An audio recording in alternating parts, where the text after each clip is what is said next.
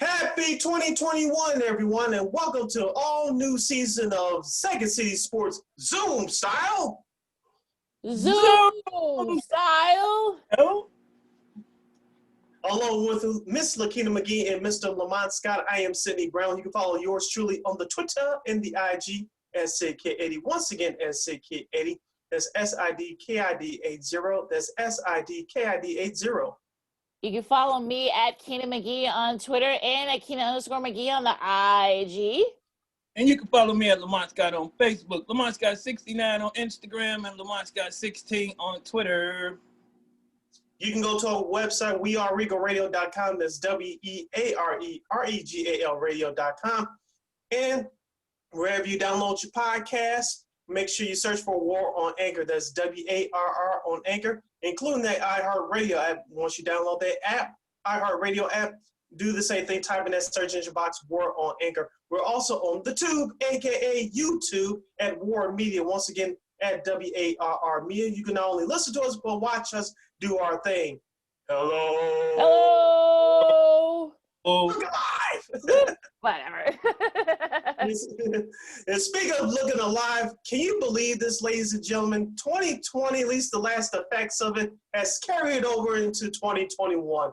Well, Sid, what do you mean? The monsters of the Midway, i.e. the Chicago Bears, the 2020 edition, yes, this is true. They are qualifying for the 2020 National Football League playoffs. And it's true that they will travel to the Bayou to face Lamont Scott's New Orleans Saints next Sunday afternoon at 3:40 p.m. Central Standard Time on CBS and the Nickelodeon Network. Oh, we will get into that later. Oh, yes. Oh, yes. Oh, yes, yes, yes. Yes, we're not joking, folks. We're not joking. Despite the Week 17 loss in the regular season home finale to the Green Bay Packers 35-16, the Bears backed their way into the playoffs by virtue of the Arizona Cardinals' loss to the Los Angeles Rams. We'll get into that game later. But, guys, I want to get your thoughts on the regular season finale loss to the Green Bay Packers. I'll start with you, Lakina. Were you surprised? Let me say this first. In our picks, which I retweeted on Sunday, I was that fool that did pick the Bears. They did show up for 3.5 quarters, but they didn't have enough to beat the Packers. So did Sunday's results surprise any of you guys? I'll start with you, Lakina. Oh, no, not at all. I figured that it would be not exactly the same way it happened in the earlier season, meeting between these two teams that happened on Sunday Night Football, which the Bears were humiliated. Hey, you got a little bit of effort from the Bears offense. They actually looked better this time around, but Aaron Rodgers showed you why he's probably going to be the MVP of the league. We'll get to that in a little bit. But if it wasn't for a sure touchdown drop by Marquez Valdez-Scantling, that score would have been a lot worse. It probably would have been that, 40-something that would have, that would have been, during the first meeting. But look, I mean, Aaron Rodgers was Aaron Rodgers. I mean, look, Mitch Trubisky had a bad interception. David Montgomery, unfortunately, only had 22 carries, so they didn't run the ball as much as they should have. They were banged up. I mean, Roquan Smith left with an elbow injury. We'll see if that, if he'll be able to play Sunday against the Saints.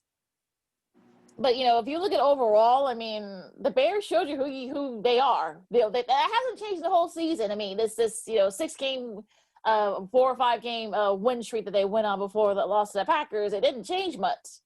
I mean, you saw who they are. And look, this doesn't change my mindset. We'll get to the Saints game on Friday's pod, but I'm not surprised that they somehow, backed in, because if it wasn't meant for the NFL adding that extra wild card, they'd be sitting at home right now. But, that's another story. But, I mean, they show who they are. My mindset hasn't changed. I'll save our divisional picks, wild card weekend picks, I should say, first for Friday's pod. But, excuse me. This doesn't change much for me. Everyone shows you who they were, and they are who you thought they were. Okay. You're right, Lakina. If it wasn't for that extra playoff space, they wouldn't be there. But they are there. So we must look at the positives. They are a better team over the last month. I think they played much better than I thought they would. They didn't seem scared. They just was overmatched by a better quarterback and a few position players that are better than ours.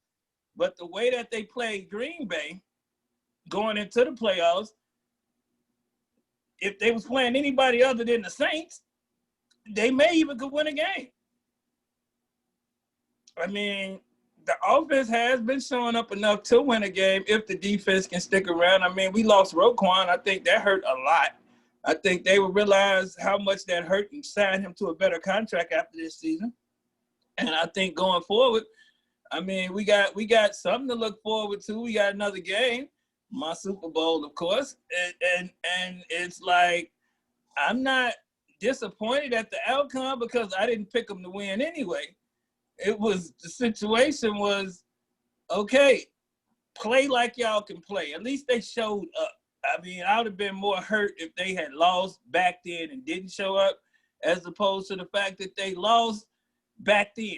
You know what I'm saying? So I'm cool with just being in the playoffs because it's an extra check for some of them younger guys. Moody can use that extra check. You know, some of them rookies can use that extra check. So I'm glad they in the playoffs. You're listening to Second City Sports along with Lakina McGee and Lamont Scott. I am Sidney Browns. We discussed the Week 17 loss for the Chicago Bears, 35-16, losing to the hated rival Green Bay Packers. But they do qualify for the 2020 NFL playoffs as they'll take on the Saints next Sunday in the Bayou at 3:40 p.m. Central Standard Time. Just to review the game quickly, guys, Allen Robinson was greatly covered by the Packers secondary. Darnell Mooney had a great game with over 100 yards on 11 catches. As you guys mentioned, Trubisky had an okay game, but that turnover in the fourth quarter opened the game for the Packers as they were leading by 5, 21-16, and the floodgates opened. I'm with you. I want to say you, Lakina, brought it up. David Montgomery, he should have had more carries. I know he got dinged up early in the game, but if you notice early in the game when they committed the run, referring to the Bears, they were actually effective. They kept Green Bay's defense honest and Aaron Rodgers off the field. I would like to have seen Jimmy Graham more involved. Cole Kmet, I know they got that stupid shovel pass completed for some positive yardage, but I would like to have seen them use their tight ends more. There were some encouraging things to see from the Bears defense. They did get one sack of Aaron Rodgers, but after Roquan Smith's injury, you could tell that the tide started to turn for the Green Bay Packers. It was Shelley. I don't know who the other guy was for the Chicago Bears who replaced Jalen Johnson, but you could tell that that Bears secondary, minus Kyle Fuller, is bad. If Jalen Johnson doesn't come back and bust the screen, even though he's having a terrible year, if those two guys don't come back for Sunday's game against the Saints, it's going to get ugly real fast. Yeah. Oh, I totally agree. Because I think for me, you can tell that Shelley was just overmatched. I mean, you're trying to put a rookie against Devontae Adams, one of the top wide receivers in the league. So that's a pretty tall task for him. So, I mean, I wasn't surprised. They need Jalen Johnson back. You know, they need him back quick, and or else, like you said, so it's going to get really ugly. And the Saints are motivated; they're on a mission. So. I heard Kyle Fuller's name a couple of times. Eddie Jackson. I mean, look, he made a couple of stops. I mean, Josh Woods, who was Roquan's replacement, did what he could, 4 solo tackles. But you can tell that this defense is starting to show their correct. Yeah, they've been doing it for like the last month.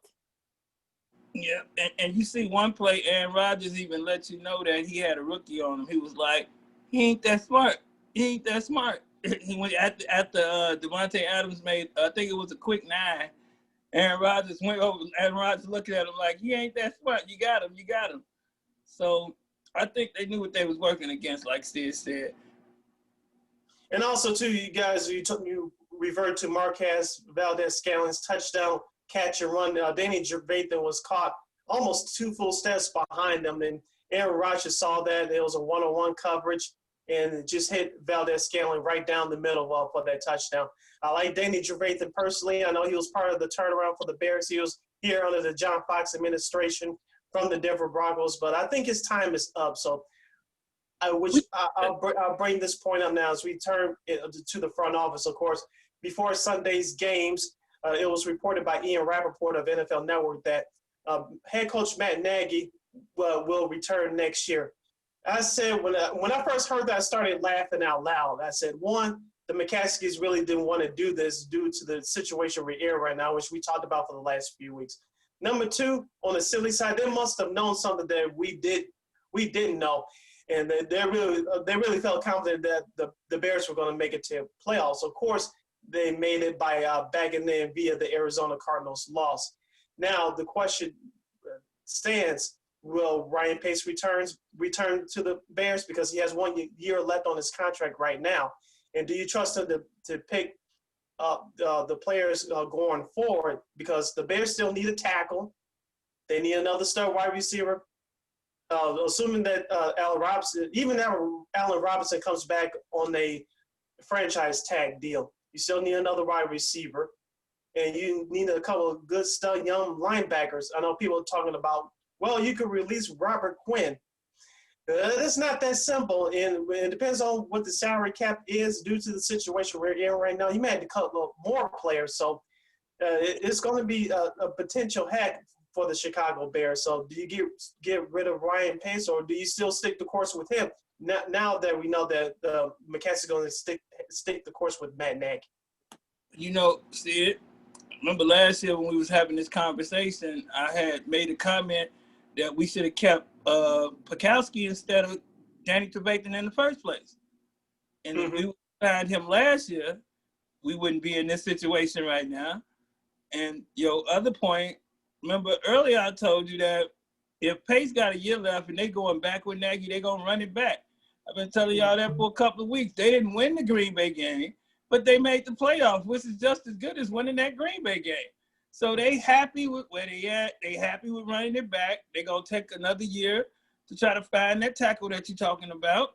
And they're going to try to come up with a wide receiver. They're going to probably tag them, like you said, with Allen Robinson. And they need a backup running back also. You see what happens when David Montgomery go down? Who we going to hand the ball to? It won't be Cordell Patterson anymore. Oh, yeah, he's gone. He's gone. So after this season. So that won't be able to keep him. Yeah, so, you look at it and you say, well, you know what? They may bring him back as their return player. He'll Pro Bowler. They may bring him back. They're going to run it back anyway. So it's a good chance they could bring him back. So, I mean, a lot of us going to be looking at this same team next year. Yeah, our good buddy Russ Dorsey, who we've had on the show, friend of the show, who does a great job because being reporter for the Sun-Times, he said, look, I think Bears fans should, I paraphrase what he tweeted last night, but he said that Bears fans should be asking for more. And you know what? He's right. I mean, I'm seeing people say, well, hey, look, at least we made the playoffs. Like, well, you didn't earn your way in. You got in because of a rule that's the extra team. So you're that extra team. You're 8-8, which a lot of people had you at anyway. You would have been better off losing out. So, yes, unfortunately, I'm sure everybody's going to be back. Probably Pace, Nagy. We know Nagy's coming back. Trubisky, we'll see. I mean, I don't know if you're Allen Robinson, you're hoping that they don't get the franchise tag because you want out. So, I mean, you're basically you're sticking mediocrity. You're not as bad as the Jets or the Jags, but you're not as good as the Saints or the Packers. Yeah, middle of the pack. Yeah, and that's what happens when you're in mediocrity. You can go up or you can go down, but you got to be honest with yourself. We've been saying for the last couple of weeks, and I'll back up your point, Lamont. We knew that the McCaskies were going to run it back if they had somehow made the playoffs. As of right now, it's good enough for them. Now, if you bring back Trubisky, obviously it depends on what he does this coming Sunday against the New Orleans Saints in his second career playoff game. If Trubisky does well enough, I think the Bears will bring him back. If he stinks up the joint, it's a 50-50 shot that he's brought back. If you bring him back, you can bring him back on a 1 or 2 year deal. You can bring him back on a 1 year deal with the option for the second year. I think that's smart for the Bears to do if you want to bring back Trubisky for another season, which I'll bring this up again. If you bring back Ryan Pace, do you trust him to make the picks for the future of this franchise? Out of all the other positions that we mentioned earlier, this franchise lacks a franchise quarterback. And do you trust Ryan Pace to make that pick in this year's 2021 draft? I said he really won't have the opportunity to make that pick in this draft by making the playoffs. So with you running it back and with you bringing him back for another year, we really only trusting him to continue to add on to a team where the next person may be in the position to make that pick. Because I don't see you see a franchise changing quarterback coming out that we may be in a position to get. I don't think that's going to be our route. I think we may have to be on the wait and see what happens to Matthew Stafford, Carson Wentz bandwagon going forward, or something of that nature. I don't see, or the Tyrod Taylor return going forward. I don't see us being in a position to even get a franchise quarterback in the draft. So we got to just trust him to build around what he already has for next year. Yeah, it'll be very interesting if they do, bring somebody else, to replace Pace.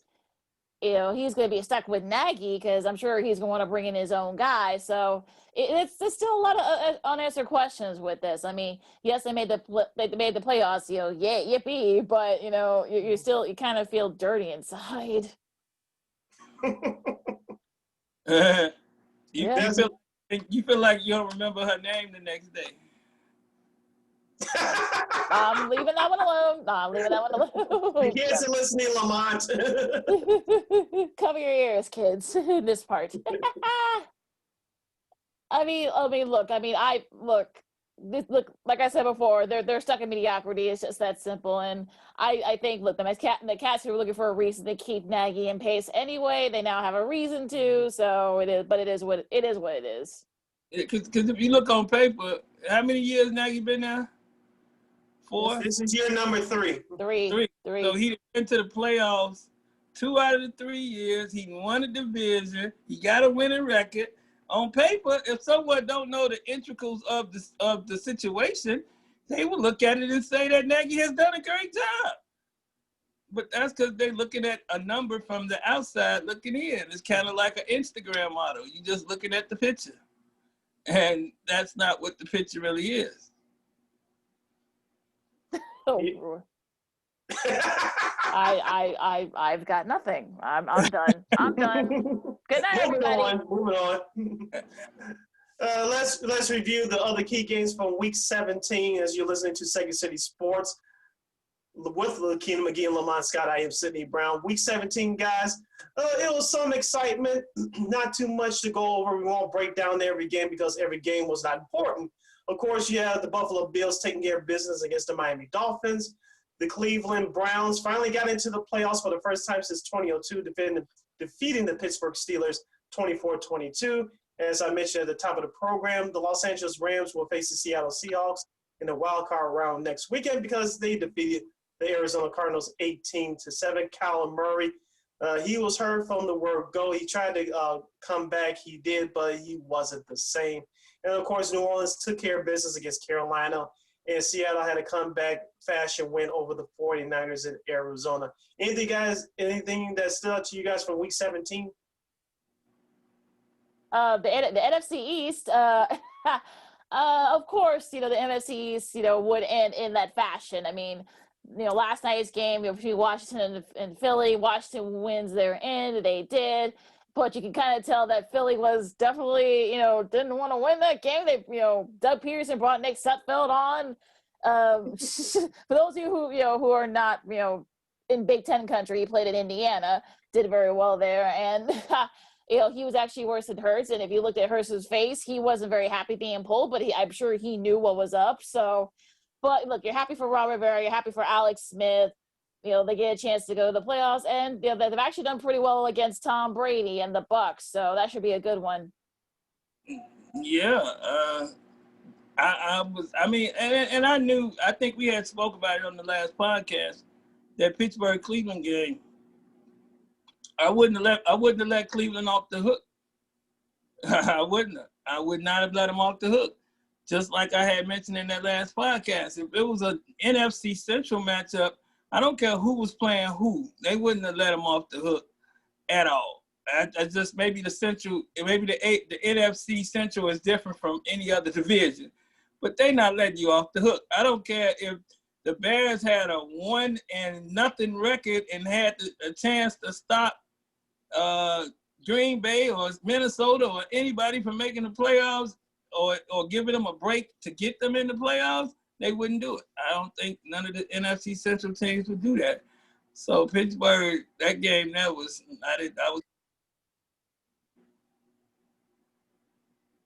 All right. Well, we're being joined by, if you grew up watching him play, when he was at San Francisco, he got 3 Super Bowl rings. And, for those of you who are a little bit older, if you remember him, he played with Mark Harmon, a former UCLA quarterback. He's a college football Hall of Famer. He is now an analyst for CBS Sports Network. How long have you been with CBS as a whole, Randy? I've been in broadcasting since April of '89. Well, yeah. So those of you, if you're all of our ages, you know who he is. At Randy Cross Football, FB, I should say, on Twitter. He is Randy Cross. Randy, how are you? Welcome to Second Season Sports.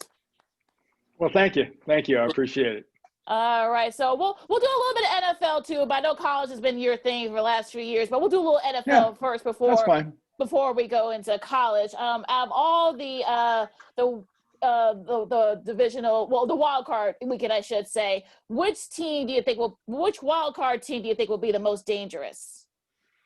God, it's kind of hard to pick just one the way they've got it now, especially with the extra wild card teams playing. I'm always kind of tend to, especially in the wild card round, like to go towards sort of last man in. And I guess with that rationale, you'd say it'd be Washington, that they'd be awfully dangerous. I think, they're in a normal year, they would be sort of the story of the year so far, with Ron Rivera and everything else. But given what they've sort of been going through off the field, everything else around them, I think it's a unbelievable, I guess, perseverance story that organization has gone in the direction it has, just sort of in general messing up. And somehow Ron Rivera, that whole, what's he call it? His APE principle about people, and players, and as a personal responsibilities and everything else. God bless him. Because, between chemotherapy, what Alex Smith went through, and they've got a bunch of guys on that team that it's not publicized. I mean, they are one-man great feature stories waiting to happen. Hi, Randy. It's an honor to talk to you. I want to go to focusing on the playoffs in the NFC. Of course, Green Bay finishes the season with the number 1 seed. But here's the thing. I know they're the favorites to come out of the NFC. Do you think they have an easy path to Super Bowl 55 in Tampa Bay, or do you think like teams like Seattle or New Orleans and Drew Brees, I believe this is going to be his last run for a title? Do you think those 2 teams will challenge Green Bay to represent the NFC?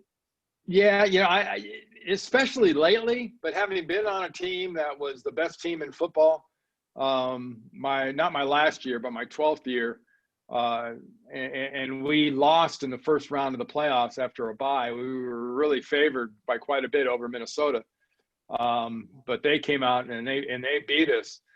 That year in and year out, I think, is the biggest and hardest game that these top seeds have until they get to like a Super Bowl, because having to sit out and then start cranking up again, I believe is pretty tough. And those that are now number 2 seeds and don't get a bye would look at you like you were crazy. But I think in this year specifically, having to sit and watch will not be an advantage. Lamont? Randy, pleasure to talk to you again, sir. Thank you, sir. Going forward with the NFC teams, what NFC team you think has the best chance of knocking off that AFC team? Now that we know all the teams that are in the playoffs, it might be Green Bay.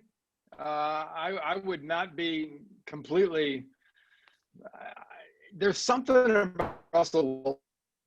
There's something in general of the way he played. if there's one guy in the NFL that has a legitimate excuse for carrying around a kind of a butthurt disrespect card, I think it'd be Russell Wilson. So I'd keep an eye on Seattle. I think Seattle can subtly, up there in the witness protection program, they can catch some teams, they can catch some fans and at least some teams, I think, by surprise. Going to the AFC for a second, Randy, do you think the Baltimore Ravens, do you think they can kind of have a chance to pull off a couple of upsets? They've got a chance. As positive as it is, and it's a great news story to run for that many yards. I don't care if it's week 1 or week 17 or week 1 in the playoffs, or to be able to run the ball like that is unrivaled. We've never seen that on a regular basis, and they can run the ball. But they're in the same boat they were in this time last year and this time the year before that. Teams are going to find a way to make them beat them throwing the ball. And we're going to see. We're going to see where exactly they're at as far as that sort of maturation and that growth process. I'm a real big believer. I like Baltimore as a football team. I just think you've got to figure out a way to kind of put all those sort of demons to rest. And it's not easy. I was through that. I went through that one year in the playoffs myself, as far as a team goes, where, we weren't very good, but somehow we got to the NFC Championship game. It didn't work out for us, but the next year we came back and won everything. But I just think they have the biggest challenge of all the AFC teams that people love. Everybody loves them running the ball. Problem is, you get into the Super Bowl, you get into the playoffs, you get into those kind of games. It ain't about running the ball all the time. Because, Miami ain't winning Super Bowl anytime recently. And they're the last team that I can remember of that just went in and shoved the ball down people's throats. Former Super Bowl champion and college football analyst for CBS Sports Network, Randy Cross, is joining us here on Second City Sports, along with Lakina McGee and Lamont Scott. I am Sydney Brown. Randy, let's stick with the AFC. And I actually picked this team to represent the AFC in the Super Bowl this year, and that's the Buffalo Bills. Of course, they're playing the best right now, and many people expect them to face the Kansas City Chiefs in the AFC title game. What chances do you give the Buffalo Bills to possibly upset Kansas City should they meet in the AFC title game? I think they're built for it. I think they've got the attitude for it. I think Sean McDermott with that team. Allen is such a great example. If you're a young quarterback and you want to see, how you go from running and throwing in college to getting into the pros and being effective and actually taking growth steps as you go, he'd be a wonderful example of how to kind of do it the right way. Him this year has been crazy. Remember last year, he was what I've always referred to as an evangelist quarterback. He could make 80,000 people stand up and scream Jesus, either for a good reason or a bad reason. And last year, he'd throw those interceptions out of nowhere. You'd look and you go, where is he looking? He stopped doing that. And he's found a way. Those aren't interceptions anymore. Those are either completions or he's taken the yards running the ball, taking a little bit of a beating at times, but he's pulling it down, and they're a much better team for it because he's eliminated those mistakes. And when you get a reputation like he did when he was at Wyoming, remember the one word that was always associated with him? They say, well, he's a gunslinger. Yeah. Well, oh yeah, that's good. It's bad. It's good because you're willing to take chances. The problem is when you get to the pros and you take those same chances, those guys can close on the ball from 5 yards away like they're in a car, much less running.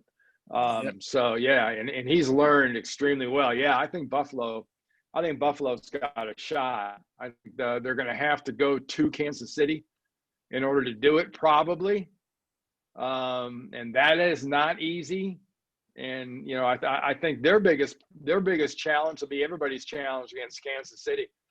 When you get the vampire down, can you drive that stake all the way through their heart? Because hell, what they've done by 20, 21 points in most of those playoff games last year. Yep. And they were down in the Super Bowl and they still came back. So, that's Patrick Mahomes. that's him, and that's the faith, and that's the confidence he gives his guys. Lamont? Speaking of Patrick Mahomes, who do you think, now that the season has ended, should win or should be up for that MVP? Knowing the sort of sports society we live in these days, and I'm going to be really excited if Devontae Smith actually wins the Heisman, which he probably will. You get MVPs. It's like the Heisman. It's a quarterback award. So that means it's either Patrick, or it's Aaron Rodgers, or it's Allen. I think those are probably your choices, and that really eliminates a guy that I think yesterday reminded a lot of people that he's probably the most dominant player in the NFL, and that's Aaron Donald, and the way that he plays football. I don't know if you saw much of that Ram game yesterday. That was stupid. That was stupid. That was embarrassing. Yeah. Oh yeah. It's a shame he doesn't get his due nationally, it seems, right? Because he plays in the NFC West, and it's just he plays defense, so that it's rare that they win the MVP. So it's just unfortunate. Yeah. He'll probably, during the course of his career, sometime in the next 5 years, the way he's playing, he'll have a year that they can't ignore. I don't know why they could ignore this one, because his tackles for loss and everything else. I mean, defensively, he's the most disruptive player in the NFL. And I think if you look at a guy you've always got to find, you've got to know where he is. Well, there's a lot of guys on offense like that. There aren't that many guys on defense that are like that. But he's job one for anybody. And job one is find him and then allow for him. Hey, exactly. So, Randy, let's go to the college gridiron for a second. Tom Herman, no longer the Texas head coach, and now Steve Sarkisian takes over. A, were you surprised that Herman got fired? And B, what can Sark do to kind of make Texas a powerhouse again? I'm a fan of Texas. I think Texas is a program that we need to be good. But the number one thing they're going to have to do is the same thing you think of when you go, okay, I'm going to be the head coach at Louisville, or I'm going to be the head coach at Kentucky, or I'm going to be the head coach at Tennessee, or I'm going to be the head coach at UCLA. There's a list of places. You've got to be the best team recruiting in your state, in your city, in your area.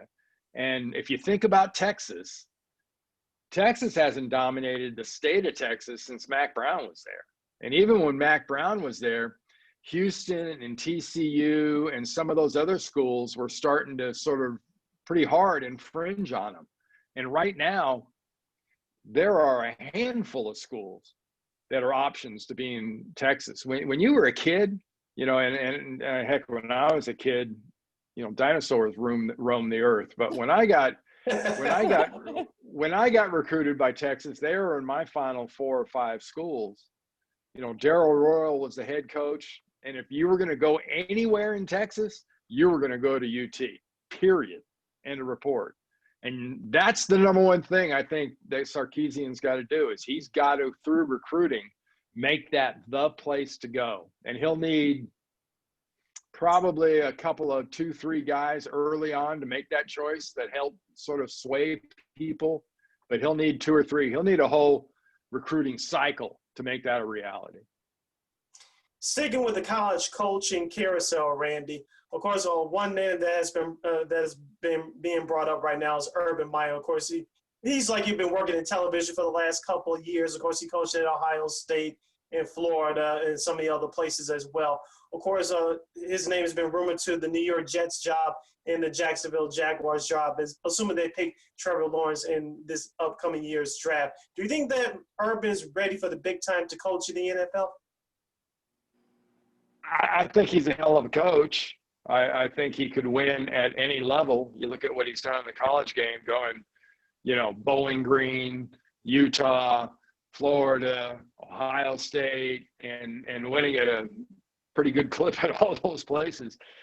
Yeah, I think he could go to the NFL. It's probably closer to college than it's ever been from the standpoint of the game itself, because the NFL has begrudgingly adopted a lot of the principles, as far as offense and defense and, the width of the field being defended and the length of the field, all those things. And the players are treated very similarly, or more similarly now. They're all treated like adults, where you couldn't always say that in college. It was, college coaches were kind of dictators. And I think he would be able to go to an NFL job being more of a CEO type and be able to be very, very effective and motivate guys like that. I think he could do it. I just don't. I wouldn't see him in the New York market. That would not be a good match. And why go to Jacksonville unless that they basically give him half the team? I just couldn't see it. I don't think. I'll tell you a quick story, and I believe Urban Meyer's an amazing coach. But I was doing a game in Miami with Dick Enberg, the year that Nick Saban was coming out of Miami, allegedly.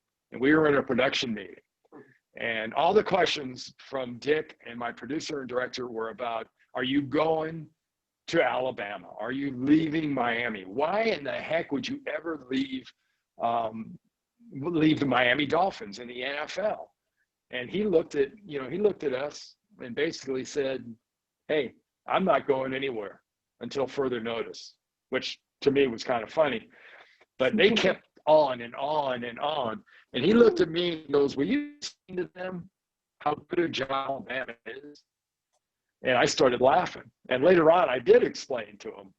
But I only mentioned that story to say that the best job in college now, to me, is every bit as good as the best job in the NFL. I think the NFL is much more, though college has proven to be temporary for a lot of guys, including Tom Herman of late. I think the best place for Urban Meyer is a top-notch, top of the heap, college football job. And there's very few of those, and they currently all have very strong, excellent coaches, and I wouldn't anticipate any of them going anywhere. But I'm not sure a place like Jacksonville or the Jets would be right for him. Lamont? Sticking with college, and I agree with you with your Heisman choice. I would love to see that gentleman win the Heisman also. What quarterback do you think that's coming out may be ready to make some form of an impact in the NFL next year, other than Trevor Lawrence? Yeah, I mean, Lawrence, depending on, and the caveat I will go with, it still depends on who gets you. It still depends on who your teammates are. It still depends on who your coaches are. And it still depends on what kind of system you're in. And all I'll offer up for evidence is you look at every quarterback drafted in the top 2 or 3 over the last 20 years, how many just monumental failures there have been. And is it because the guys suddenly couldn't play quarterback? No. I mean, in the NFL, the guy that gets drafted first, second, or third go to really bad teams. And in the NFL, bad team, it's a habitual thing.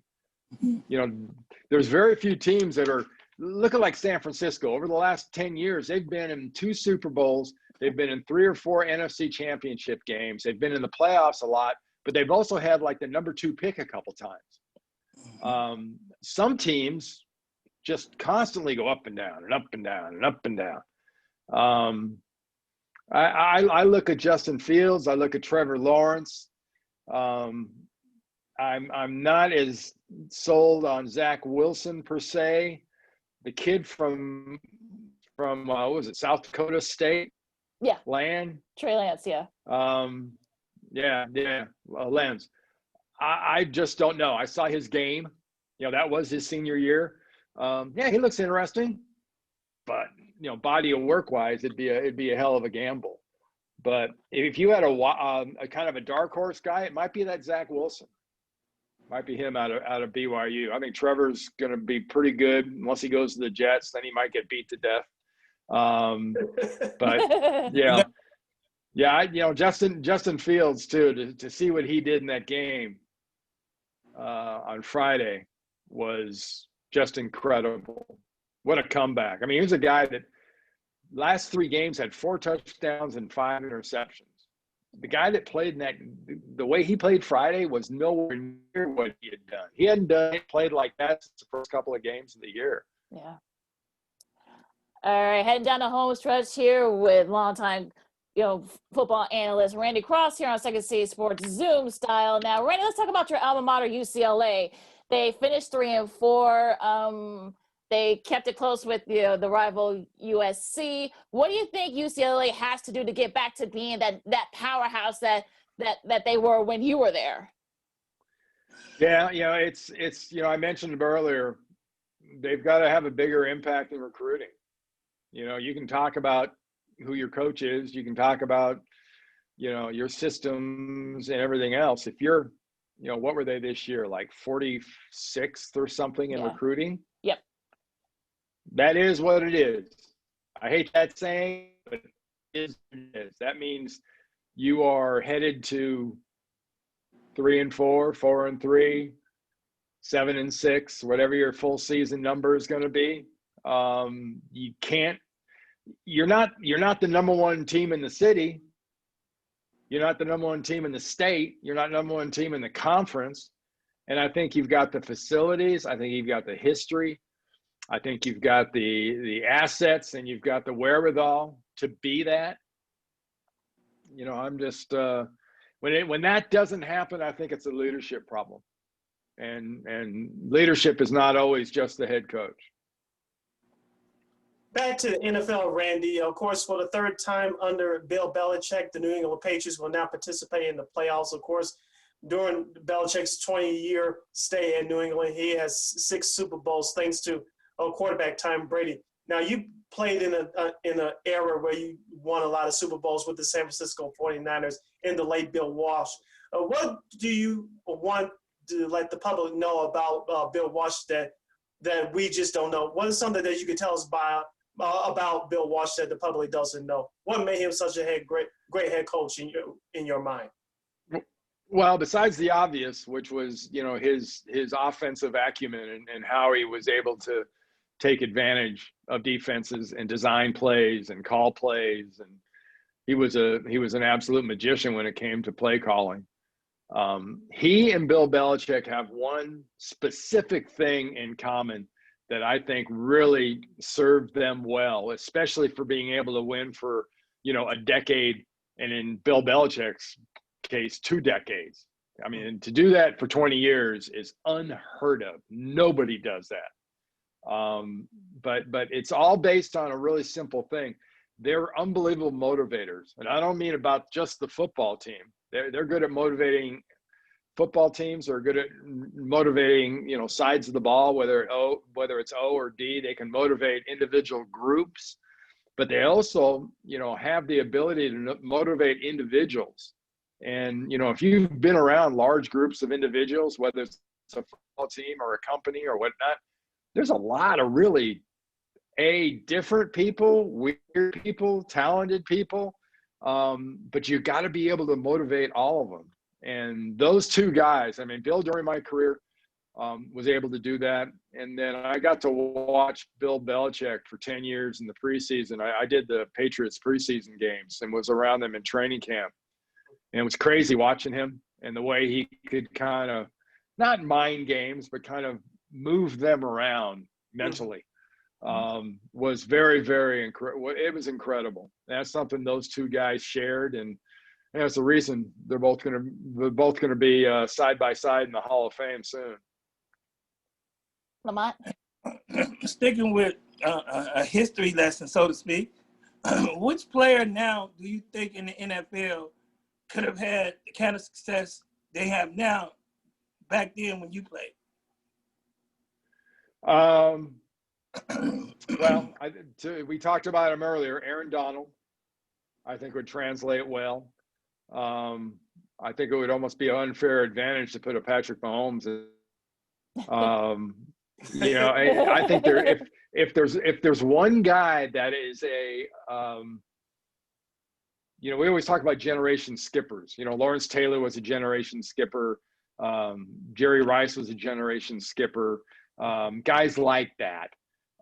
There's a guy playing right now that I think if you put him in 1985 or 1975, 65, 55, 45, wherever you wanted to put him, he would be just as incredible.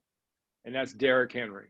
Oh. Derrick Henry he travels, he's a time traveler. He could go forward or he could go backwards.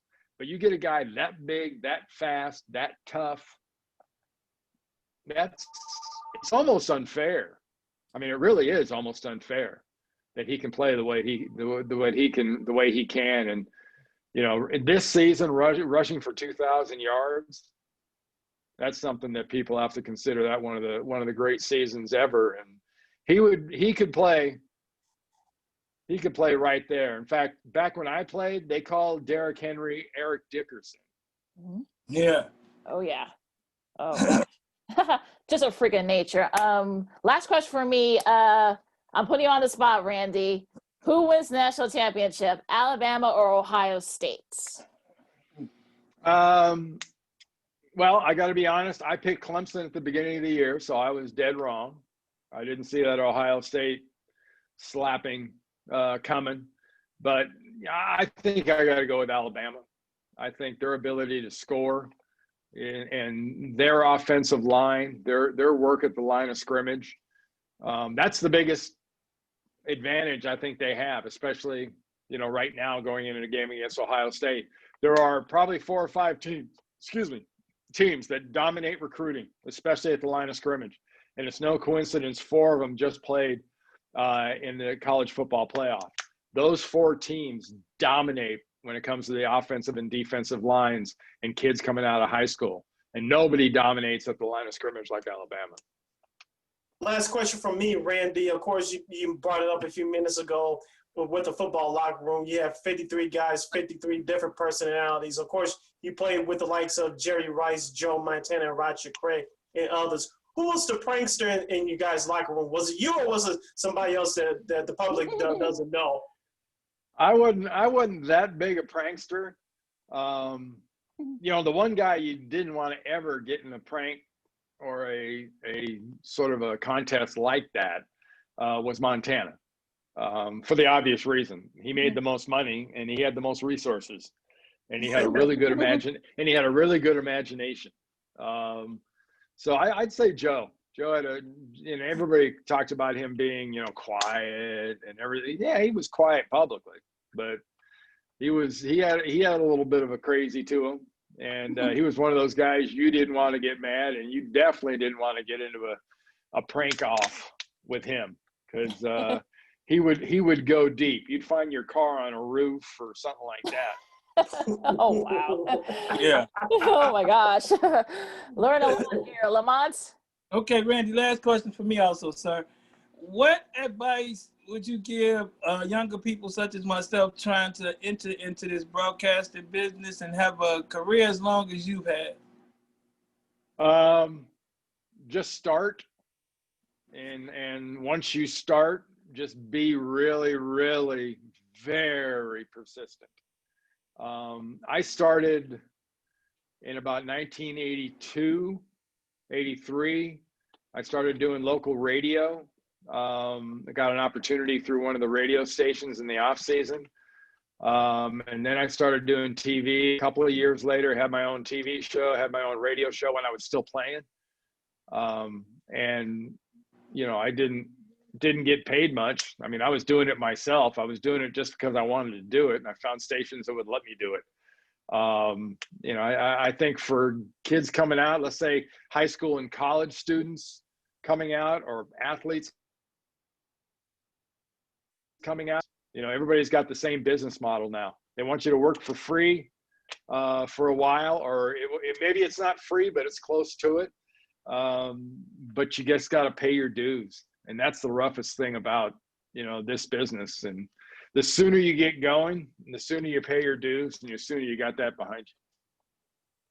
That is 3-time Super Bowl champion with the 49ers, also a College Football Hall of Famer for UCLA, CBS Sports Network analyst. He also has the Randy Cross podcast. And are you guys done doing the Inside College Football for the year? Yeah, we are. Oh, okay. Yeah, we finished up. Yeah. Okay. So I was the picks champion this year. I will note that. All right. Well, look. Since it was a picks champ for our league too, so got 2 champions here. So Randy. There you go. See, Ray, thank you so much. We got to do this again. And this, hopefully share more stories about your college and pro days. This was a lot of fun. Thank you so much. Also at Randy Cross FB on Twitter. Thank you so much. I appreciate it. Thank you. All right, guys. My pleasure. Stay safe. Bye now. And that was Randy Cross, longtime CBS sports game analyst, a studio analyst. Also, like I said, a college Hall of Famer from UCLA. Also, a 3-time Super Bowl champion with the San Francisco 49ers. Yes, he's accomplished a lot over the years. Yeah. All right, so we're going to take a quick break, and we'll talk more NFL, our studs and duds to finish up the season. Also, the Bulls had a nice win against the Mavs last night, and also some college hoops.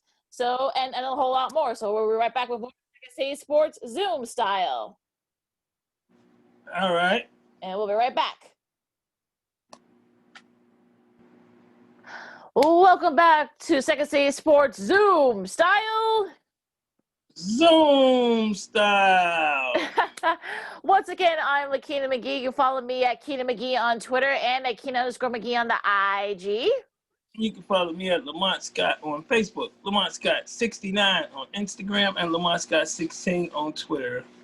You can follow the show at wearerealradio.com, over at War Media, WARR Media, and also you can listen to this show and also watch us, on various platforms on Spotify, iTunes, YouTube, all that stuff. and you can catch our beautiful faces on YouTube. All right, like, share, and subscribe. Something came up with, Sid, so he couldn't be with us for the rest of the show, but, he just gave Lamont and me. But you know what? We still got a lot to talk about, so let's talk about our studs and duds to finish up the regular season. You start first, Lamont. Okay, we will go with the studs. My first stud would be, and it's pretty simple studs this week because you really only had to do a couple of things to become a stud this week. But I'm going to go with Derrick Henry, of course, doing what a few men could do, and I'm proud of him. I still don't think he gets the respect and his little trainee that he left behind at Bama looked like he gonna follow in the same footsteps eventually. So I look forward to seeing what he does when he shows up in the NFL. So Derrick Henry will get my first one. The second one will be the New York Football Giants. See it? The New York Giants beat the Dallas Cowboys, and therefore almost kept things alive for themselves. And the last one would be the Washington Redskins. The Washington Redskins, they overcame so much from the top to the bottom. Mm-hmm. You look at all they've been through team-wise, from ownership to number 1 draft picks. And you look at them going forward, the Washington football team, it should have a name next year, hopefully. Mm-hmm. I was like, call them the Washington politicians or something. They call them something, but call them something. And you look at that defense, they're only going to get better. So, like Rick Ross said when he was with us, I don't think a lot of teams want to play him. I really don't. Tampa Bay not feeling 100% because if Chase Young act a fool on Tom Brady in the first quarter, especially with Mike Evans going down like he went down, it could get real ugly real fast up there in Tampa Bay. So they get my third one.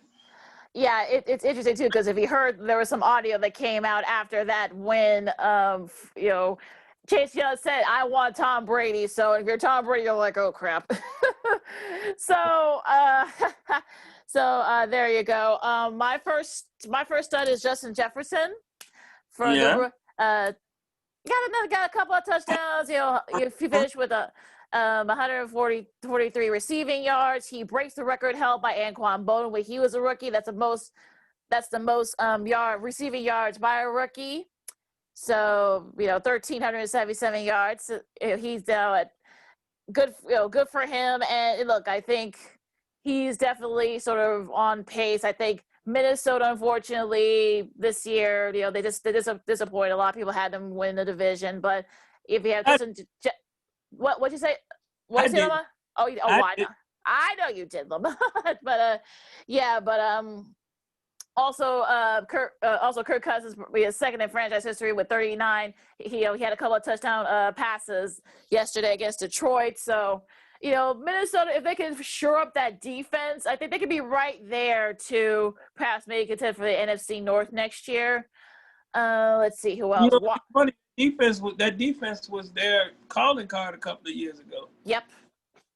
Yeah, and of course, lost a lot of guys. Had a lot of defections and stuff like that. So I think that's I think that's what killed them in the end.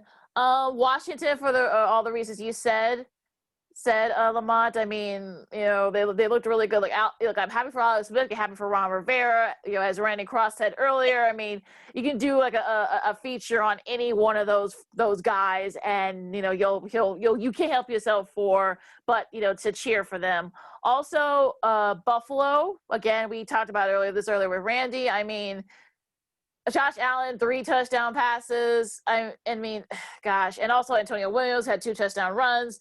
The defense, they really didn't have to win this game, but they wanted to win that game, and good for them. And on to the playoffs they go. I think they'll be a very dangerous team coming into the playoffs.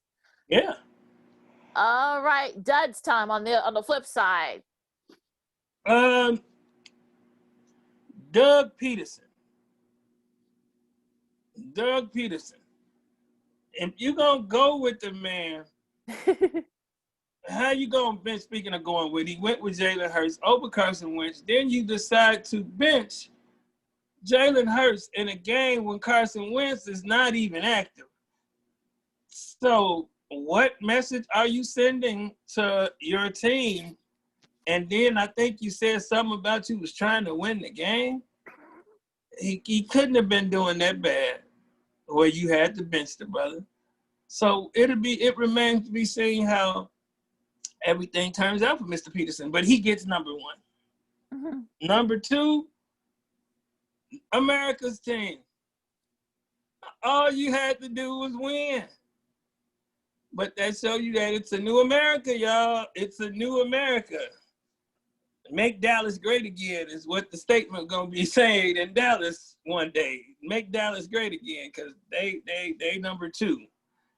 And number 3, I have to go with, because of personal reasons, the Pittsburgh Steelers. Mm-hmm. You don't ease up off of Division 4. I don't care, because now you got to see them again this week. So would you rather beat their brains in and not see them, or lose to them, give them confidence in them to come back and thinking they can beat you and get beat again? So to prevent that beating from happening, hit them in the mouth the first time, and you don't really have to worry about them getting up. So Pittsburgh get number 3. Okay, for all the reasons you said, Lamont, you said in the first I got the Doug Peterson and the Eagles. I mean, if you saw after the game, you saw Jason Kelce, who's a veteran O-lineman, Zach Ertz, also Carson Wentz. I mean, they were all there was videos of them leaving the stadium after the game, and you could tell how dejected they were. And this could probably be the last games for all 3 of them, because remember Ertz, doesn't have a contract, didn't sign a contract extension. Kelsey's up after this year too, so you might be seeing those guys in different uniforms. So they wanted to, flub that game, and I'm sure they wanted to win that game. But I know Randy hates saying it, but it is true though. It is what it is. My second one goes to Arizona. Why? I mean, more or less because, you know what? I'll give them a mulligan here because, look, they're young, and you can tell Kyler Murray was not 100%. So I'll rescind the dub for Arizona. And Aaron Donald played his butt off. Yeah, that's true. He played his best game, saved his best game of the season for now. But also Pittsburgh, like you said, I mean, you don't ease up, against your division rivals. Now you gotta play them again this week. I mean, I know Mason Rudolph was complaining that there were some calls, roughing the passer penalties that didn't get called, but you're Mason Rudolph, and maybe if it was Big Ben was out there, maybe you could have probably, but you're not Big Ben, so unfortunately you're not gonna get the calls. Detroit, to me, 509 points. That is the most points given up by a team in the Super Bowl era in the NFL. So congratulations, Detroit. You broke another record. Yes. You're going to be looking for a new GM and a new head coach. And we'll talk about the head coaches, later on. But those are our studs. That's pretty much it. I mean, it was pretty straightforward with our studs and duds because, a lot of the games really didn't mean much. And look, we know what Derrick Henry did, finish with over 2,000 yards. Yes. Excuse me. So, that just a freaking nature. So we'll talk more about the wild card games, on Friday's pod.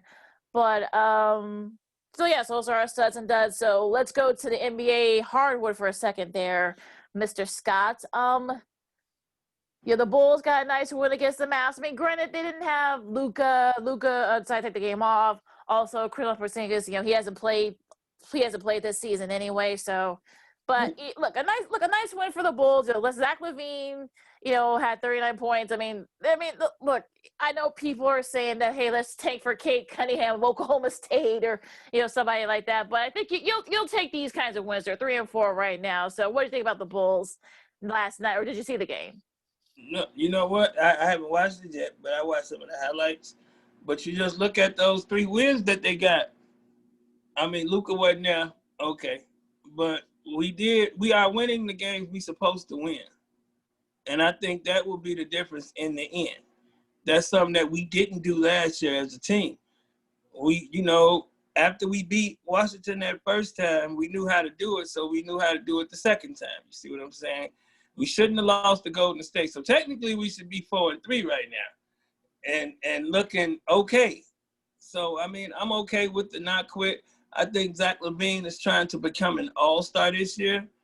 I mean, especially on the defensive end. He's moving his feet. He's using his athleticism on the defensive end, which is so impressive because he can do it. He can do it. I just need, I think the biggest move the Bulls made in the offseason was their training staff. I just need that new training staff to keep them boys healthy. We already out of marketing, but marketing may be a sell high while you got a chance type situation right now for the Bulls. Yeah. So, we'll have to wait and see. Can he continue to facilitate? I thought he would be the next Dirk Nowitzki at one point in his rookie season, but especially even when he participated in the skills competition, he has skills. I just don't know. I think those years of the boiling has taken a lot out of him. And it's going to take a lot to get it back in them.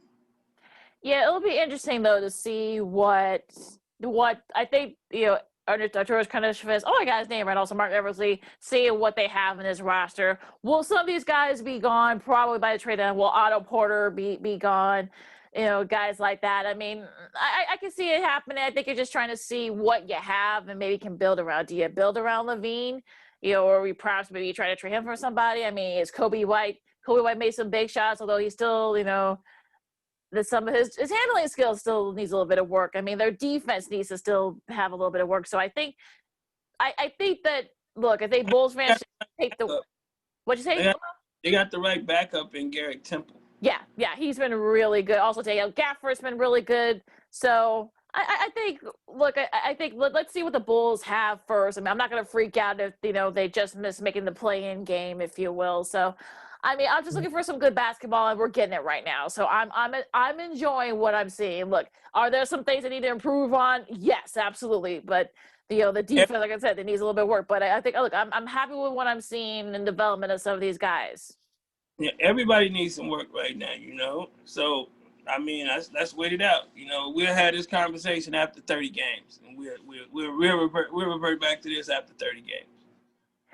Absolutely. So what about the NBA as a whole? Who's impressed you? I know we're 3 weeks in, and most of I'm these teams glad are offset. I'm glad Steph showed him last night that he's still a man. I still know how to shoot the ball. Remember that. But you know what I think it is too? You notice he didn't try to shoot like this until Draymond came back. Oh, yeah. I was watching the game with somebody and they told me I was crazy. But I said sometimes relationships just don't work unless you're with the right person. So I've seen people leave a relationship and get into another one and it just not work, even though they're both good people. But if you're in a relationship with people and y'all trust each other a certain kind of way, it tends to work. I think not having Clay and Draymond, Curry was a little apprehensive, a little, okay, let me going through the motions, so to speak. But just having Draymond back on the floor, to see his celebration after every time Curry hit a three, to hear him talk crazy to the rest of the people when Curry hit a three. I think that's what was missing in Steph Curry the first 5 games of the season. I think now that he has that back, Golden State has enough talent, like they beat the Portland team. They have enough talent to beat a lot of teams because Wiseman can play defense, and Wiggins looking better than he looked ever, and Kelly Oubre can play. So I think having Draymond healthy back, being Draymond, yeah, you ain't gonna score the most points. You're gonna talk the most garbage. That's all that you need to do. Talk the most garbage and keep them boys going. I can see him eventually getting in Kelly Oubre ear, talking about, man, you know you can jump over them. I can see him telling Wiggins, stop being so soft, hitting him in his chest. Stop being soft or something like that. And Wiseman bigger than him, so he ain't gonna run up on him too much. But I can see him saying, big man, let's go. So, I mean, I like that. Another player I'm interested in watching, I've caught a couple of his games, Karl Anthony Towns. Mm-hmm. He said he's on a mission. If that man play the way he can play, I think he's one of the most underrated players in the league. I don't think he gets enough credit. People holler, Joel Embiid. Mm-hmm. I think Karl Anthony better. That's just my opinion, though. Karl Anthony a better man. Yeah. So I'm checking him out. And, of course, I've been watching my second favorite new team of the world, the Phoenix Suns. Mm-hmm. And once Chris Paul finally had that conversation, it looked like with Devin Booker saying, man, this is still your show, man. Do your thing. You know, I was glad to see Sarge come back. It means less playing time for my family, but at the same time, he's a better player because he can step out and hit that three for him often. So I'm going to continue to watch and where my Phoenix Suns get this year. Well, yeah, I mean, they lost a tough one to the Clippers last night, but they had won like 4 in a row, but prior to that, so they looked really good. And I think CP3 like telling Booker, look, I'm not trying to take over. I'm just here to kind of like mentor you guys and guide you guys. You know, let's get it. And you know, and it's working now too. So which is terrific. For me, I think, look, what Steph did last night was just showed him remarkable. He became the second oldest player to score 60 plus points. You know, Kobe is now, Kobe, is, the oldest, but, 62 points. I mean, that's the most for, it's amazing what he's done. I think he's trying to say, hey, look, guys, hey, remember me? I mean, he scored 20 points in each quarter. That's never been done that's rarely done in the NBA.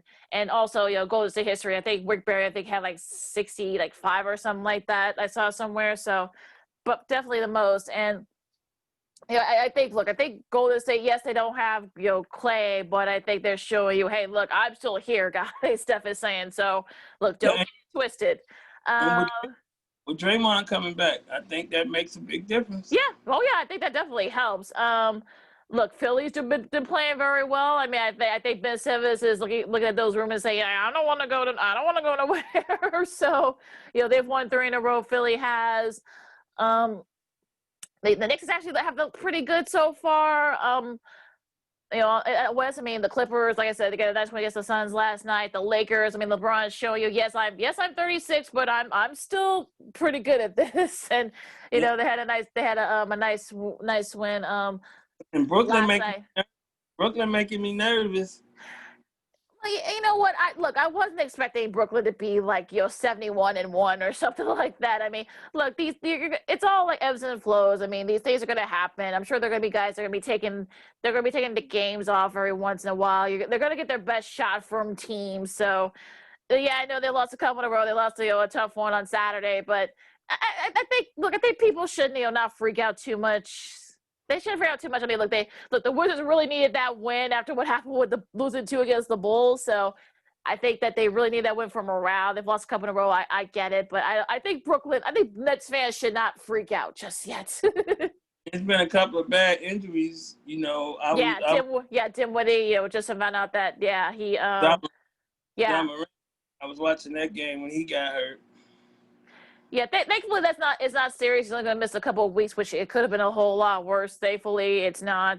So that's a good thing there. The Pelicans have been playing pretty well too under Stan Van. So, I mean, look, I think at this point in the season, I think people are just you still got guys taking games off. We got guys that are not playing right now, and you're still trying to find the footing. So we're only like a couple of weeks in. So I think people should just kind of But 72 games going to come so quick to us. Watch.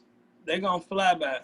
Oh, yeah, which is probably, if you're an NBA fan, I think that's probably what you want because people say 82K is kind of like just drags it out. But in this case, I think you're not going to be too upset with a 72 shortened season. But it should be interesting. Look, the Wizards have won a couple in a row. I think they needed that for morale boost. So I think people should. I'm a little worried about Toronto, though. Could it be maybe because they're not playing in Toronto, they're playing in Tampa? You wonder, they're still kind of all discombobulated. So I don't know what's going on in Toronto or Tampa, in this case. But I'm a little worried. That's a team I'm a little worried about. Yeah, I think they got a raw deal. Yeah. Oh yeah, not because of COVID restrictions in Canada. They couldn't play in Canada, so now they're playing in Tampa, and now I think everything's all it's just crazy. It's just everything's all going haywire there. Hopefully they can get it together. Yeah, hopefully. That's not cool at all. No, not at all. So let's go to college football. All right, Lamont, let's go to the college gridiron. A couple of playoff games. I mean, we talked about it with Randy Cross earlier. I was very shocked when I saw Justin Fields play. See what I'm wearing? I know. I saw your Ohio State shirt. Yeah, if those who are going to be watching this on YouTube, yeah, you're looking at Mr. Scott's shirt here. You see what I tweeted, right? I know. I saw it. I put some respect on his name. Yes.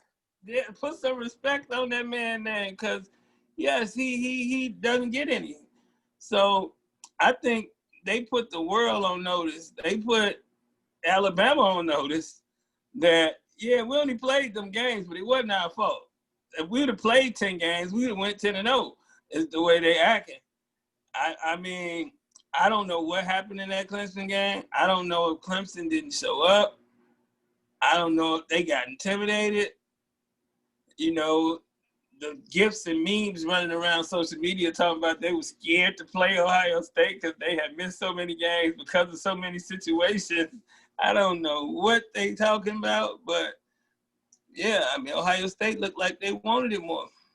Yeah, that's what it felt like. And I think Clemson, I think they were shocked that they weren't expecting this Ohio State team. I mean, yeah, they didn't play a lot of games, but I think, look, they're no slouches. So they Justin Fields, who I'm sure played the last half of that game with bruised ribs. I mean, let's be honest here. Yeah, he was hurt. Yeah, but the good news is that they do get 10 days off before next Monday's national championship game. So, in Alabama, look, I know the score. Yeah, they only won by 17 against Notre Dame, but that game was not as close. It was over by the second. By the second quarter, it was over with. Notre Dame looked good. I mean, their helmets was extra shiny. They looked fashion-wise. They was number one. Did you catch any other ones? Did you catch that Northwestern or that Indiana game? Yeah, that Northwestern. Look, I mean, I know that Auburn. They're playing with mostly kind of I don't want to say second stringers, but a lot of their guys opted out. They got a new coaching staff coming in, so you kind of felt they stayed with Northwestern for a little bit, so I'm not surprised that Northwestern beat Auburn because of everything that's going on off the field for them. But you got to give Northwestern credit. I mean, that defense is going to be a force to be reckoned with next season, no doubt about it. Yes. Jordan Butler, he's only a freshman. My God. Yes. Look, I mean, Peyton Ramsey, was able to leave. Well, I think he is coming back. I think I read somewhere. I don't know. Because I think the way it works is I think the NCAA, of course, told their athletes, like, if you want to come back, if you want to have, you will have extra eligibility. If you want to come back, you can. So we'll see. That should be fun. Did you see the Miami game where another star was born? Uh-huh. Tell everyone who that star is. They backup quarterback. Uh-huh. Oh, yeah. I can't think of his name, but I know he was born during that game. King went out and he went in. And you look at King already had announced he was coming back. But now that they got a solidified quarterback right there behind him, it makes you wonder, like, okay, I'm going to have to fight for my job next year? Yeah, I mean, he'll be back around the time that they're about to do fall practice. So it'll be interesting to see, Manny Diaz. He'll have a pretty interesting decision to make once fall starts. Because if he looks good, like I gotta look up the young man's name, the second stringer, Nikose Perry. That's who you're referring to. Nikose Perry, yes. 2 for 2 touchdowns, 228 yards. I mean, look, they may have the Hurricane may have to fight for his job next year after rehab. So we'll see. And you know who broke my heart? Cincinnati. I felt bad for them. That was a tough loss. But look, Georgia, to their credit, they also had a lot of their guys that opted out. So I mean, look, I think Kirby Smart didn't want to deal with another loss, bowl loss. So I think, look, I want my guys to win, and they did. So Daniels has been finally get a chance to see him regularly. So he looked good. So I commend Georgia for their performance. Pulling off that Peach Bowl win. Yes. All right, what's another one? There was another one that stood out to me. Oh, Iowa State. Matt Campbell has done an amazing job with that program. You can kind of say that, look, Oregon probably had no business being there because they're like 12. They're the youngest team in FBS, but look, I mean, they had a valiant effort, and we'll see. I mean, his name is being floated around as perhaps some of these NFL jobs, so we'll see with him. I like what Randy Cross said about the gap between a college coach and an NFL coach has never been so smaller in the NFL now because of the way the NFL is moving in the direction that it's headed. So I think college coaches can make that move now easier than it was when people like Jimmy Johnson and Nick Saban made that move. Yeah. It is, it definitely is. It's not a big gap as it used to be, like maybe 10 years ago, I would say 5 or 10 years ago. So it'll be interesting. A&M, and Orange Bowl. I love that Jimbo Fisher was kind of politicking at the end of the game. Like, that's not how it works. Yeah. You're not going to get to the national championship game, Jimbo. I mean, I admire him, his persistence and his politicking, but it's not happening. He tried though. Like I said, he's a pretty good. He can go into politics though too if he chooses to once it's all said and done. But that was a nice showing by A&M, and I think he's showing folks that, look, maybe they should have been in the championship game or at least in the playoff. I know Saban voted for them to be in that 4th spot, so it's not like it's not like that. Ohio State, they had Ohio State just ahead of them at 5, so they can't use that. They can't use that as motivation. Sorry, Ryan Day and Justin Fields and the rest of you guys, but it's not happening. You can't use that. Everybody say they shouldn't expand it, but I really do think they should expand it. Look, if you do the Power 5 winners plus 3 at large, then that might work. Yeah. But I think you might have everything might go haywire. We'll ask Ray that next time we have him on. Should be interesting to see what they do here. Okay, let's see what else. Any other bowl games stood out for you? Those actually, I probably watched. I can't remember. I know I watched some of the. I can't remember even who was playing the some of the Outback Bowl. I see. I'm trying to remember some of the names of the ones I flicked it to. It was another one. Potato, Duke's mayonnaise. Yeah, the Duke Mayo Bowl. Yeah, interesting. Well, yeah, that was an interesting. That was an interesting game, even of itself. I mean, that brawl was just like, Yes, good Lord. Of course, that's we're talking. Duke out. Yeah, you said it though. Gosh, I mean, I don't know what went on in that game. I mean, it's just not a good look for. I mean, well, Wisconsin dropped the trophy. That Yeah. was just, which it ended up being an interesting game though, nonetheless though. But between Wisconsin and Wake Forest, but they dropped the trophy and the player admitted that he did it. So I'm sure that'll be interesting. Speaking of dropping trophies, did you see how heavy that trophy was that Ohio State had to pick up?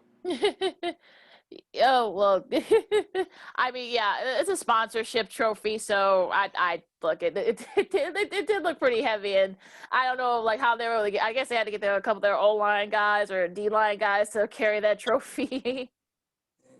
Yeah, I know when they was trying to hold it up, he was like, "I need some help with this." That's crazy. Another good performance I think should be applauded. Oklahoma showing you that you know what, maybe we're not.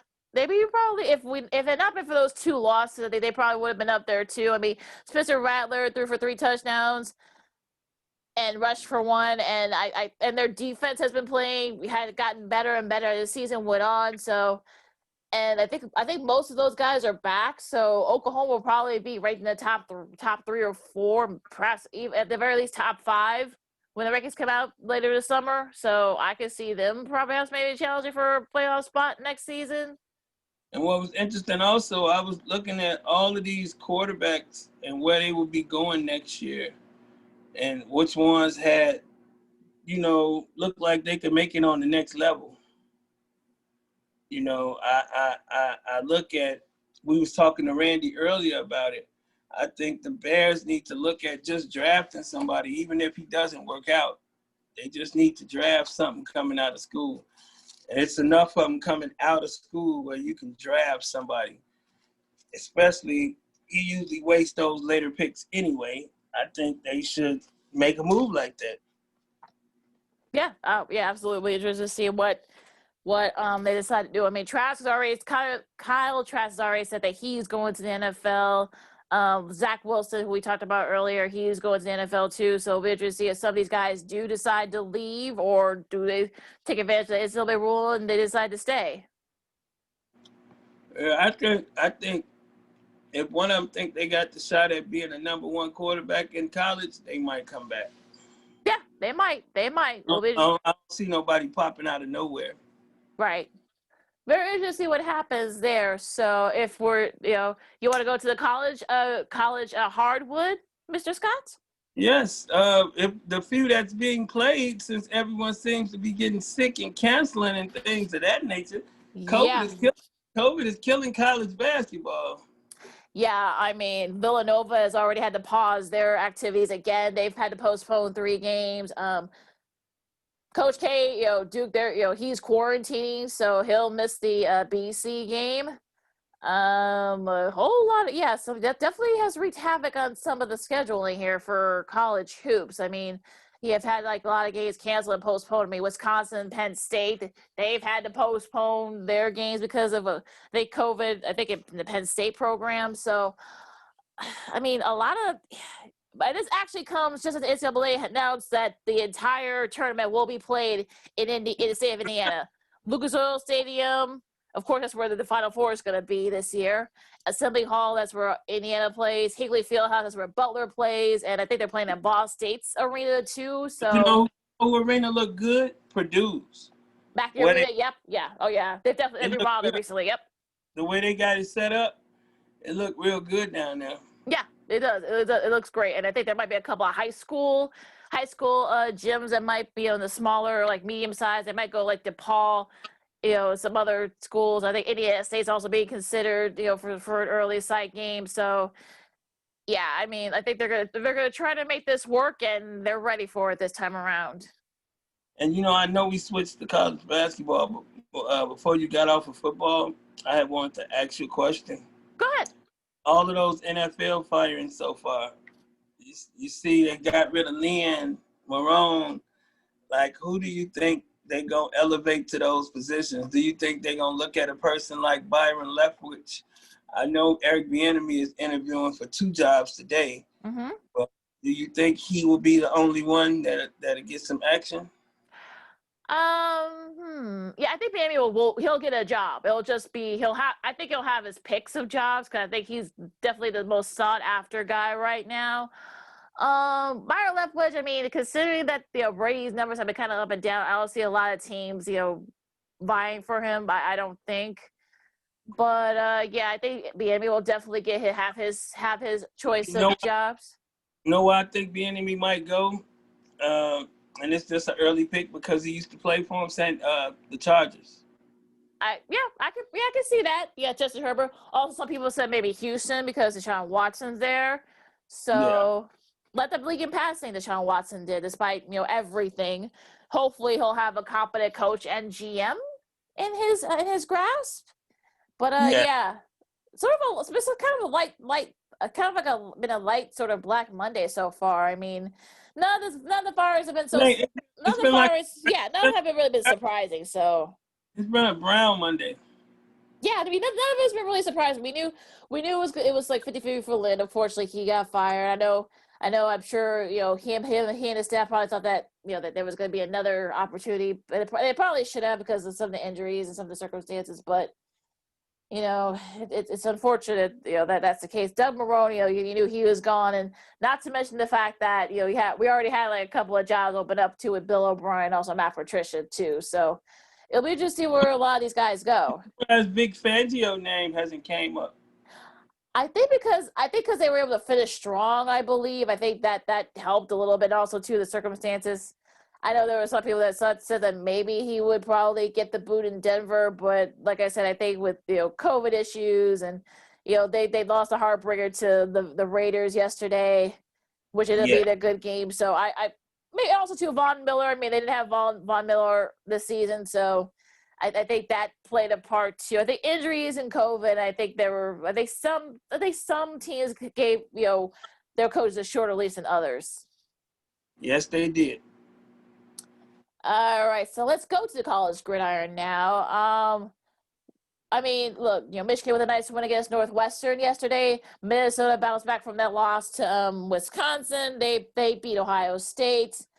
Texas down to top 5. I mean, they dominated Kansas at Fog Allen.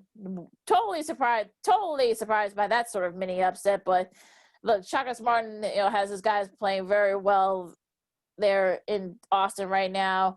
With all the things going on in the football program, I think Texas is kind of itching up in the rankings. They're now number 4. So what if you've watched any college hoops this week, Lamont, in this long holiday weekend as everything's finishing up, what's it out for you? Well, you know what? I didn't catch a lot of it. I was basically watching more highlights of it than anything, and that was mostly through the Big Ten network.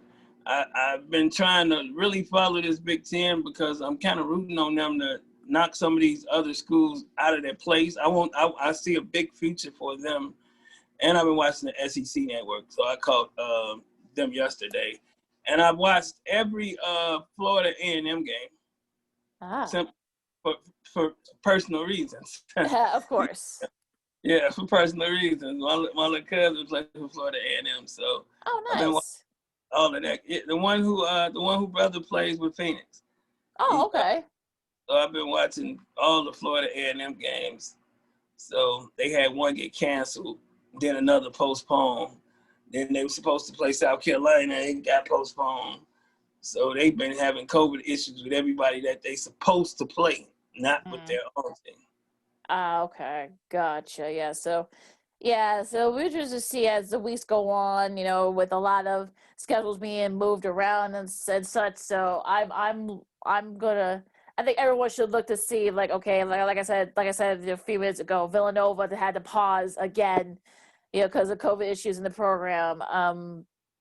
Also, I think Wisconsin and Penn State, I should say, had to postpone their game because of issues in the Penn State program. So, especially with people coming back from traveling, the numbers are gonna go up. That's just. Speaking of COVID issues, have you been paying attention to the stadiums that's been having fans because of COVID? Like the New Orleans, they're letting 750 people in, right? Yeah. You can actually hear them on the broadcast. So it's weird that some of these states are doing it. And I'm wondering if it's going to pressure the other states in doing it. I know everybody's saying, well, once the vaccine is spread out more places will do it or whatever.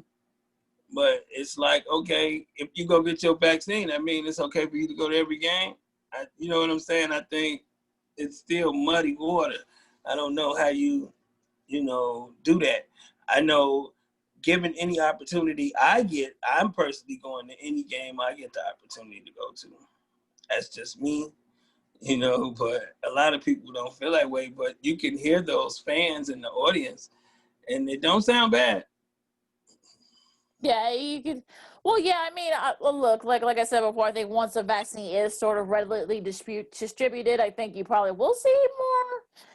You might see more, more teams and more, arenas and stadiums have people there. I mean, we've seen it in some states. I mean, I know like in one of the semifinal games, I think they only had like 3,000 people, like mostly family and friends. I think it was the second game between Ohio State and Clemson because that's just a stadium restrictions and guidelines. So I'm a little, yeah. I mean, down the line we'll see what happens with that, but I don't know what's gonna happen.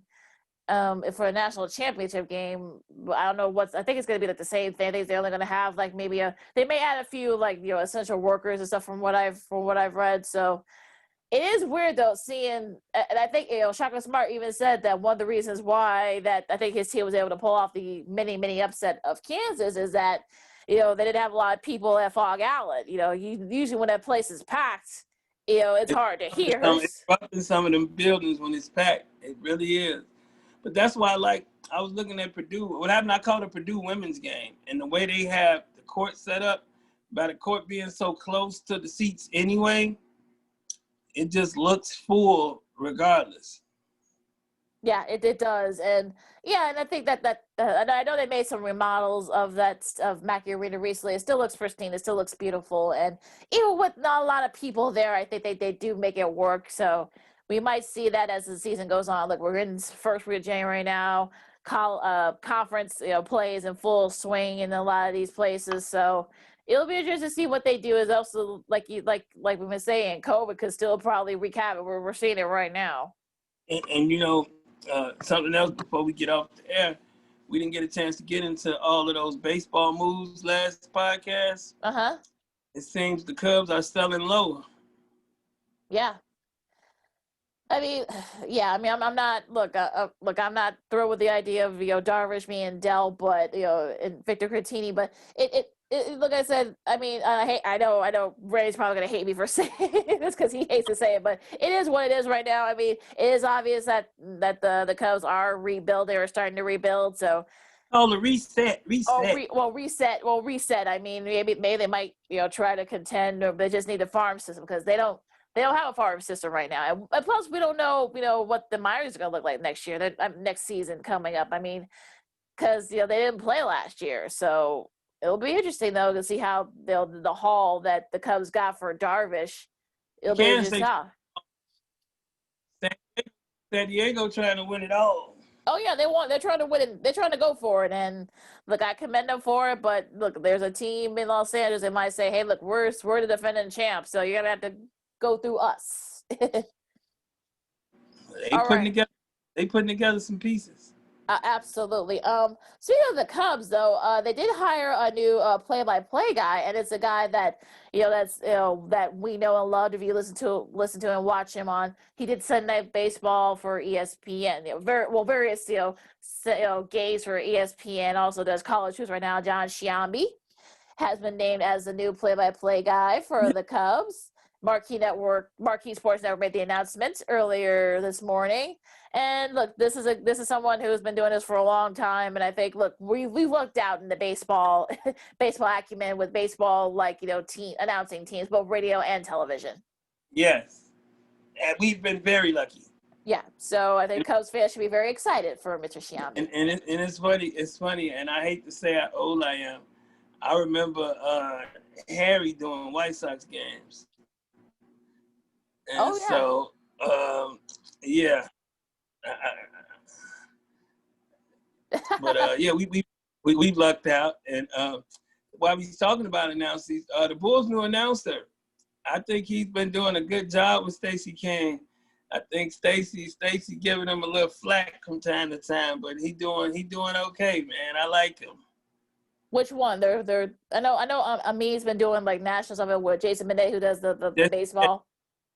Jason Benetti. Yeah, he subs in, and he's just hilarious. Benetti is. We'll see. Maybe we can get him on the show at some point. But he's just a walking sports encyclopedia. I mean, he can tell you stories all day. It's crazy.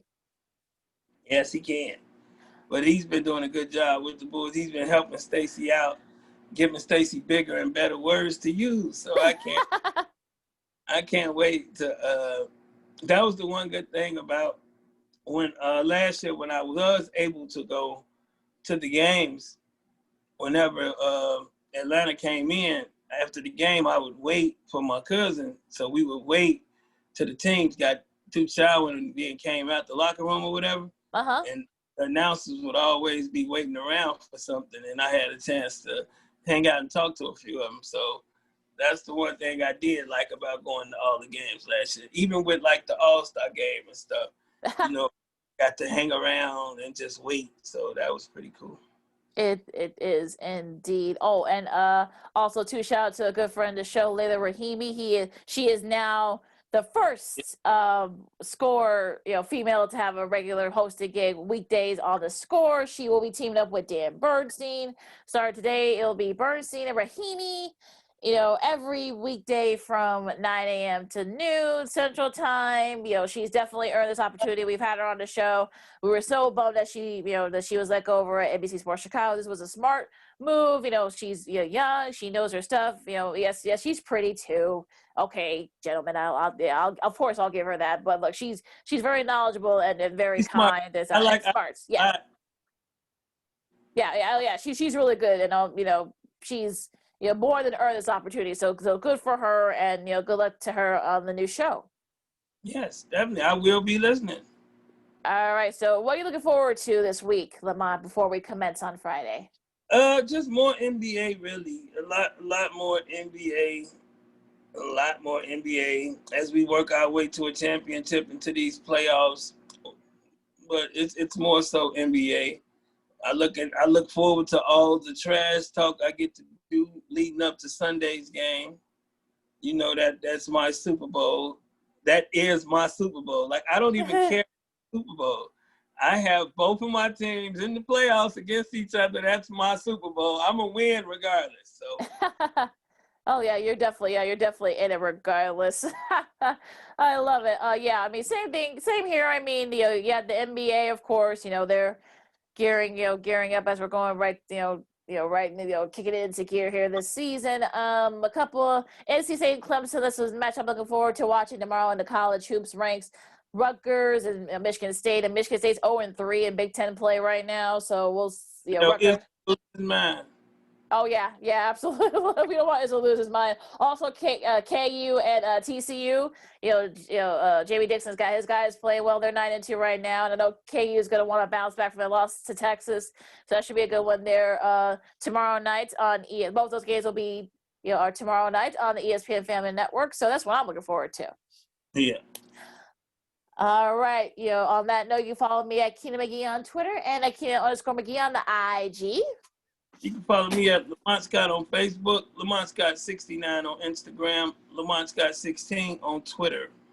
All right, you can follow this show at WARR Media, WARR Media. You can you can watch the shows on YouTube, like, share, and subscribe. Also, you can listen to wherever you get your podcasts, Anchor, Spotify, iTunes, Google.